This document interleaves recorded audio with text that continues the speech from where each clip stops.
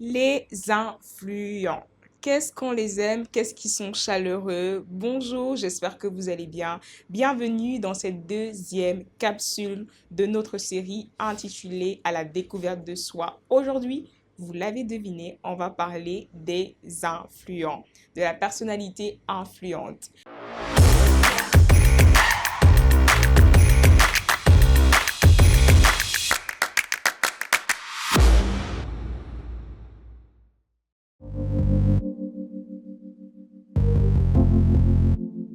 Caractérisé majeurement par la sociabilité. Est-ce que vous connaissez un influent? Je suis certaine que chacun d'entre nous connaît au moins un influent. Cette personne qui met la bonne humeur partout, cette personne chaleureuse, cette personne qui a toujours envie de communiquer, de connecter avec les gens, on connaît au moins tout ça, on connaît au moins un influent. Moi, j'en connais énormément et je vous assure, ce sont de grandes boules d'énergie, ce sont des personnes chaleureuses, des personnes avec qui on a souvent, enfin la plupart du temps, envie de rester. Alors l'une des caractéristiques majeures des influents, c'est que ce sont des personnes énormément créatives, des personnes qui ont une intelligence majoritairement imaginative, donc des personnes qui débordent d'imagination. Un influent peut avoir 800 idées par peut avoir 800 idées par seconde. Aujourd'hui, c'est ça. Demain, c'est X.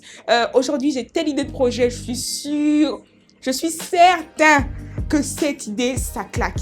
Demain, non. En fait, je pense que je vais plutôt aller je vais plutôt faire ça. Après-demain, non. En fait, j'ai pas bien compris en fait, tu vois, la révélation n'était pas bien tombée. Je pense que en fait, je devrais faire X. Ce sont des personnes qui ont une grande capacité d'imagination, qui peuvent vraiment te développer un film, qui sont très créatifs et qui ont beaucoup d'énergie, qui sont parfois impliqués dans des métiers comme le marketing, la communication, parce qu'ils ont une grande capacité à communiquer, à interagir et à connecter avec les autres. Je suis sûre que vous êtes en train de vous reconnaître. Je suis sûre. Alors, l'un des points de faiblesse des influences, c'est que ce sont des personnes parfois un peu trop dispersées, un peu trop partout, qui commencent des choses et qui voilà, n'emmènent pas ces choses jusqu'à aboutissement.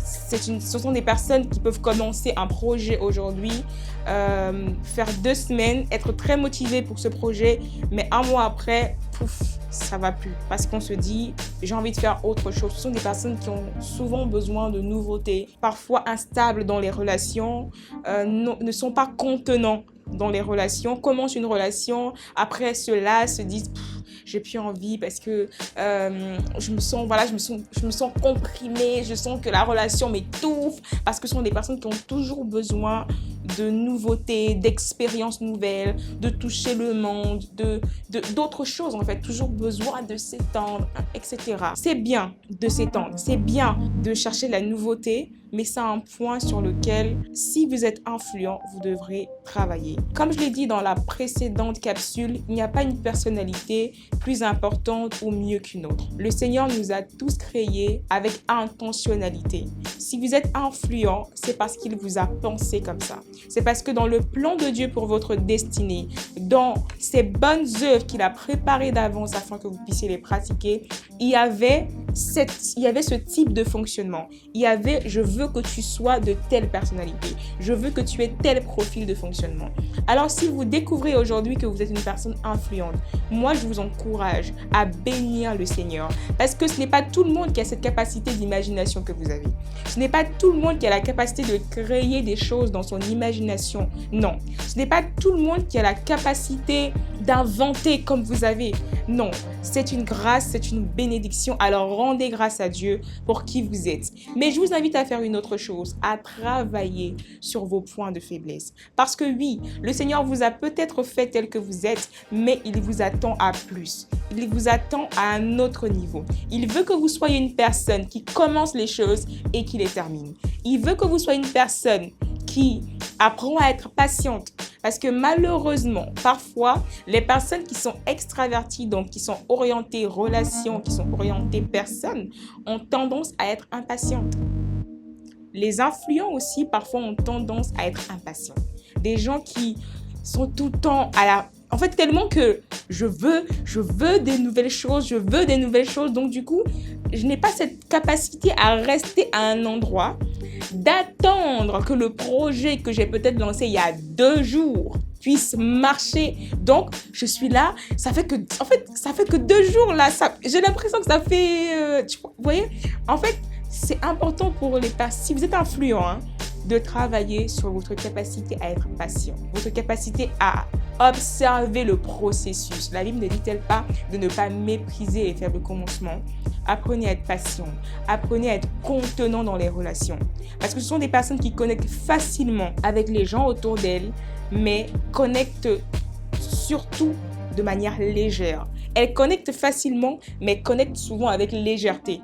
Ce sont des personnes qui parfois n'ont pas des relations fortes. Oui, elles ont 10 amis, 15 amis, 20 amis. Elles sont tout le temps avec les gens. Ah, j'ai mon ami ici, j'ai mon ami là-bas, j'ai mon ami. Mais en fait, quand tu sens de la relation au plus profond, il n'y a rien. Il n'y a pas de base, il n'y a pas de solidité. Donc, vous devrez travailler votre capacité à nouer des relations solides. Des relations, quitte à avoir juste 2 amis. Ouais, j'avoue. J'ai pas beaucoup d'amis. Et honnêtement, les amis que j'ai, ils me suffisent. Pourquoi? Parce que c'est important d'avoir, oui, c'est bien d'avoir des amis, de nouer des relations, de connecter avec les gens. Et je sais que c'est l'un des points forts des personnes qui sont influentes. Mais vous devrez, au-delà de ça, apprendre à nouer des relations fortes. Des relations basées, comme la Bible dit, sur le roc. Donc, si vous êtes une personne influente, oui, c'est une bénédiction. Oui, c'est une grande grâce. Mais apprenez également à travailler sur vos points de faiblesse. Observez-vous, étudiez vos réactions. Regardez comment est-ce que vous fonctionnez. Entrez en introspection, demandez la grâce de Dieu. Et je suis certaine que la meilleure version de vous sortira d'ici très peu de temps. Vous êtes bénis dans le nom de Jésus.